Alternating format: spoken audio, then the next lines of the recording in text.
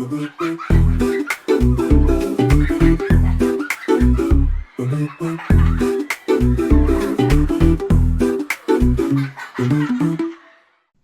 adik-adik yang di rumah. Puji Tuhan, hari ini kita diberikan kesempatan lagi untuk mendengarkan firman Tuhan, untuk sama-sama menikmati segala kebaikannya Tuhan. Hari ini Kak Wanda mau sampaikan firman Tuhan tentang dua orang sahabat yang menyampaikan firman Tuhan, tapi yang namanya menyampaikan firman Tuhan itu tidak gampang. Siapa dia? Jadi bisa buka Alkitabnya, dari di rumah boleh ambil Alkitabnya. Kita buka Alkitab kita di Kisah Para Rasul 16. Itu dari ayat yang ke-16 sampai ayat yang ke-34. Nah, di sini bercerita tentang Rasul Paulus dan juga Silas. Nah, Wanda baca, adik semua yang di rumah yang bawa Alkitabnya, yang punya Alkitab yang bisa baca, ikutin Kak Wanda baca.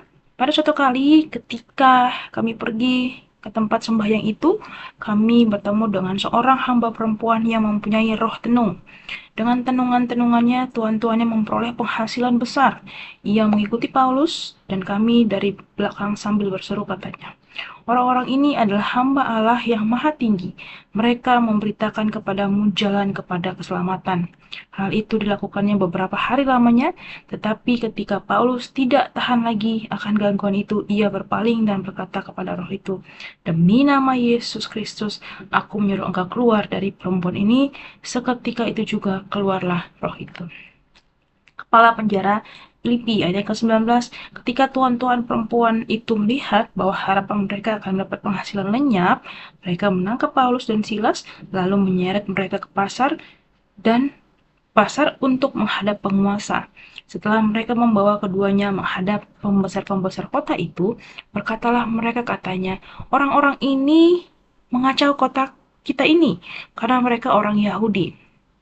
Dan mereka mengajarkan adat istiadat yang kita sebagai orang Rom tidak boleh menerimanya atau menurutinya." Juga orang banyak bangkit menentang mereka, lalu pembesar-pembesar kota itu menyuruh mengoyakkan pakaian dari tubuh mereka dan mendera mereka. Setelah mereka berkali-kali didera, mereka dilemparkan ke dalam penjara. Kepala penjara diperintahkan untuk menjaga mereka dengan sungguh-sungguh. Sesuai dengan perintah itu, kepala penjara memasukkan mereka ke ruang penjara yang paling tengah dan membelenggu kaki mereka dalam pasungan yang kuat. Tetapi, kira-kira tengah malam, Paulus dan Silas berdoa dan menyanyikan puji-pujian kepada Allah, dan orang-orang hukuman lain mendengarkan mereka. Akan tetapi, terjadilah gempa bumi yang hebat sehingga sendi-sendi penjara itu goyah. Dan seketika itu juga terbukalah semua pintu dan terlepaslah belenggu mereka semua. Ketika kepala penjara itu terjaga dari tidurnya dan melihat pintu-pintu penjara terbuka, ia menghunus pedangnya hendak membunuh diri karena ia menyangka bahwa orang-orang hukuman itu telah melarikan diri. Tetapi Paulus berseru dengan suara nyaring, katanya, "Jangan celakakan dirimu, sebab kami semua masih ada di sini." Kepala penjara itu menyuruh membawa suluh, lalu berlari masuk, dan dengan gemetar tersungkurlah ia di depan Paulus dan Silas. Ia menghantam mereka keluar sambil berkata, "Tuan-tuan, apakah yang harus aku perbuat supaya aku selamat?" Jawab mereka, "Percayalah kepada Tuhan Yesus Kristus dan engkau akan selamat, engkau dan seisi rumahmu." Lalu mereka memberitakan firman Tuhan kepadanya dan kepada semua orang yang ada di rumahnya. Pada jam itu juga, kepala penjara itu membawa mereka dan membasuh bilur mereka. Seketika itu juga ia dan keluarganya memberi diri dibaptis. Lalu ia membawa mereka ke rumahnya dan menghidangkan makanan kepada mereka. Dan ia sangat bergembira bahwa ia dan seisi rumahnya telah menjadi percaya kepada Allah. Nah, di sini tadi waktu Paulus sedang memberitakan firman Tuhan, oh ternyata banyak sekali gangguan-gangguannya, banyak orang-orang yang jahat merasa, wah Paulus ngasih tahu firman Tuhan nih, kebenaran nih, gara-gara dia menyampaikan firman Tuhan, pendapatan kita jadinya berkurang, pendapatan kita jadi kurang. Tadi si tuan-tuan tadi perempuan yang bertenung itu bilang, ah, gara-gara Paulus nih, kita penghasilan kita, pendapatan kita tuh jadi kurang. Mereka nggak suka dengar dengar firman Tuhan. Sehingga akhirnya Paulus dan Silas ditangkap. Tadi di ayat yang ke-23, setelah mereka berkali-kali didera, mereka dilemparkan ke dalam penjara. Kepala penjara diperintahkan untuk menjaga mereka dengan sungguh-sungguh. Wah, mereka dimasukkan ke penjara, tadi dibilang dimasukkan ke dalam penjara yang tengah, terus kakinya dipasung. Tuh,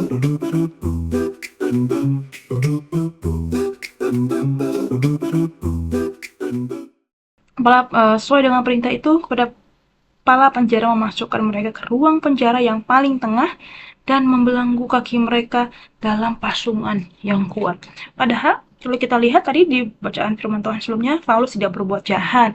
Paulus tidak melakukan sesuatu hal yang misalnya mencuri. Paulus juga enggak jahat sama orang. Mungkin dia tidak pukul orang, apalagi yang menurut adik-adik melakukan suatu kejahatan, atau dia tidak mencuri, tidak membunuh, dia juga tidak merampok, dia juga tidak apa ya namanya, tidak korupsi, mungkin dia tidak melakukan hal-hal yang demikian, dia hanya menyampaikan firman Tuhan, tapi Tuhan boleh izinkan mereka masuk ke dalam penjara. Wah, kira-kira memberitakan firman Tuhan itu apakah suatu hal yang jahat? Nah, seperti Kak Wanda misalnya sekarang lagi menyampaikan firman Tuhan, apakah yang Kak Wanda buat ini adalah suatu hal yang jahat? Nah, kadang-kadang ketika kita melakukan suatu hal yang benar, Tuhan mengizinkan kita untuk melewati proses, untuk melewati hal-hal seperti yang dialami oleh Paulus dan Silas. Tapi Kawana yang mau tekankan sore ini adalah bahwa Tuhan tidak akan meninggalkan kita, Tuhan tidak akan membiarkan kita sendiri, walaupun yang harus kita lewati, harus kita alami adalah sesuatu hal yang berat seperti yang dialami oleh Paulus dan Silas. Tadi firman Tuhan bilang di ayat yang ke-24, perintahnya adalah mereka dimasukkan ke dalam penjara, ke ruang penjara yang paling tengah, dan membelenggu kaki mereka dalam pasungan yang kuat. Mungkin ini adalah suatu hukuman yang paling berat buat orang-orang yang melakukan suatu kejahatan yang berat. Tapi saya kita lihat Paulus tidak melakukan suatu hal yang jahat, gitu. Tidak membunuh, tidak korupsi, tidak menyakiti atau melukai orang lain, tapi dia mendapatkan hukuman yang paling berat saat itu.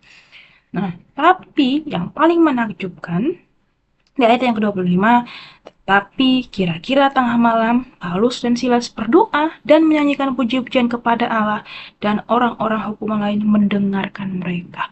Wah, padahal kita kalau biasanya lagi disakitin orang lain, lagi dicuekin orang lain, atau lagi gak punya teman gitu, kita pasti yang kita lakukan adalah menangis, pasti hati kita sakit sekali. Kok kenapa sih, aku kan cuma menyampaikan firman Tuhan, kok orang-orang jahat sama aku kan cuma menyampaikan kebenaran, kok aku malah dipenjara.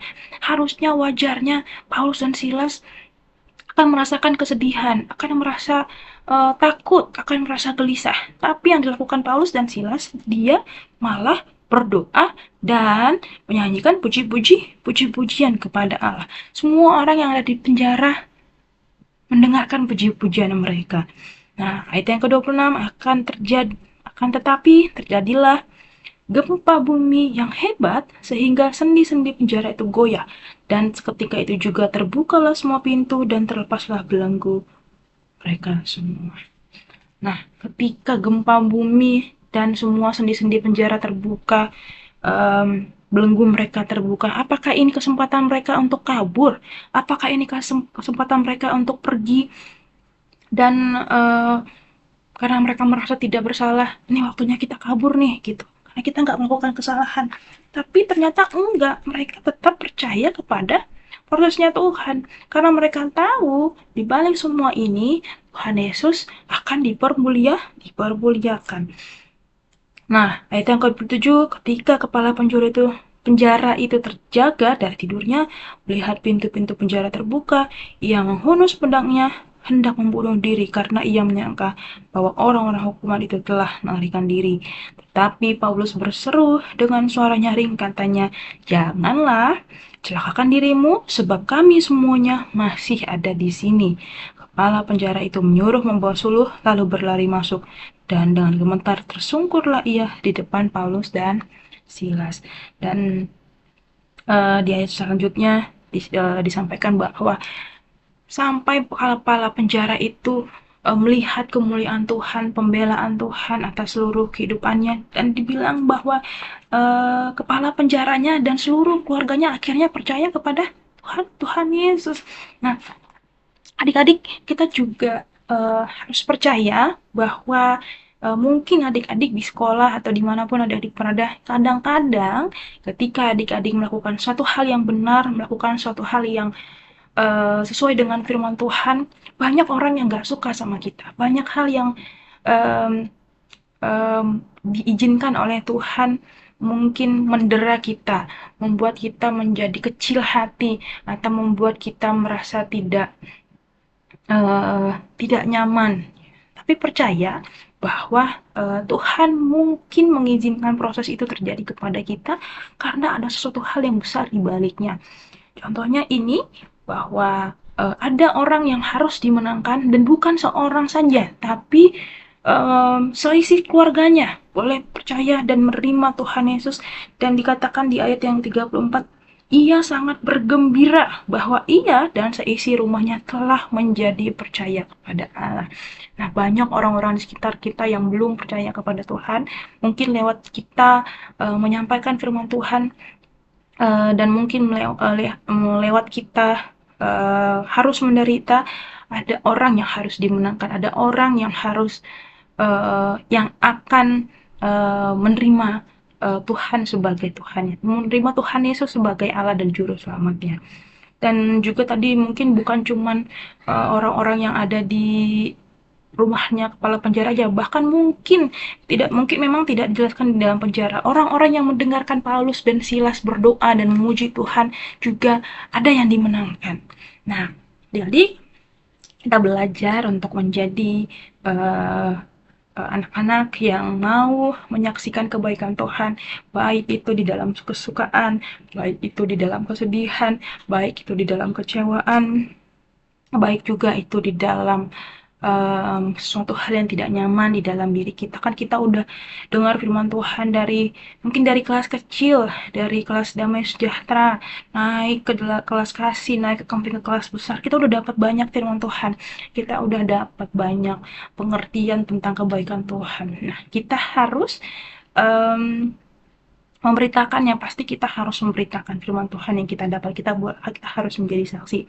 Nah, jangan khawatir, jangan takut untuk memberitakan firman Tuhan, karena kita percaya dan kita harus percaya bahwa lewat pemberitaan firman Tuhan, lewat sukacita kita, lewat kita percaya sama Tuhan, ada orang-orang yang membutuhkannya, ada jiwa yang harus diselamatkan, dan semuanya itu ketika kita menyampaikan firman Tuhan, ketika kita menyampaikan kebenaran, kita tidak perlu khawatir bahwa Tuhan tetap beserta kita, Tuhan tidak meninggalkan kita, sekalipun kita harus menderita, sekalipun mungkin kita seperti Paulus dan Silas harus dibelenggu, harus dimasukkan ke dalam penjara, atau mungkin uh, melewati suatu hal yang menakutkan, suatu hal yang gelap, suatu hal yang menyedihkan. Tapi kita harus tetap percaya bahwa Tuhan tidak akan meninggalkan kita, tidak akan membiarkan kita sendiri. Untuk itu, untuk membangun diri kita tetap percaya, untuk membangun diri kita supaya kita tidak bersedih, untuk membangun diri kita supaya kita tetap kuat, kita harus berdoa dan memuji, memuliakan nama Tuhan. Nah, jadi adik-adik, jangan pikir puji-pujian itu cuma sekedar puji-pujian, nyanyi lagu happy ya ya ya, happy ye ye ye, itu cuma sekedar lagu. Puji-pujian itu juga bisa membuat kita uh, kuat, bisa membuat kita menjadi sukacita, bisa membangun diri kita semakin percaya kepada Tuhan bahwa Tuhan ada di tengah-tengah kita. Tuhan Yesus itu ada di tengah-tengah kita saat kita berdoa dan memuji, memuliakan nama Tuhan. Cukup sekian firman Tuhan yang Anda bisa kasih. Firman Tuhan tadi ada di Kisah Para Rasul 16 ayat yang ke-16 sampai 34. Adik-adik boleh baca kembali di rumah dan merenungkan kembali firman Tuhan ya. Ini firman Tuhan yang bisa Anda bagikan. Yuk kita sama-sama berdoa. Tuhan Yesus yang baik, terima kasih buat segala kebaikan Tuhan dalam seluruh kehidupan kami. Kalau kami masih diperkenankan untuk mendengarkan firman Tuhan, bahkan mungkin Tuhan kami juga diizinkan untuk menyampaikan firman Tuhan. Kami percaya Tuhan hadir dalam setiap uh, aktivitas kami Tuhan, dalam setiap pemberitaan firman Tuhan. Tolong kami dalam menghadapi segala sesuatunya yang Tuhan izinkan supaya banyak jiwa yang dimenangkan lewat kebenaran firman Tuhan yang kami sampaikan. Terima kasih buat semuanya Tuhan. Biarlah firman-Mu yang boleh kami dengar hari ini boleh bertumbuh dan diam di dalam kehidupan kami. Dalam nama Yesus Kristus, kami serahkan kehidupan kami ke dalam tangan Tuhan. Dalam nama Yesus, haleluya, haleluya, amin.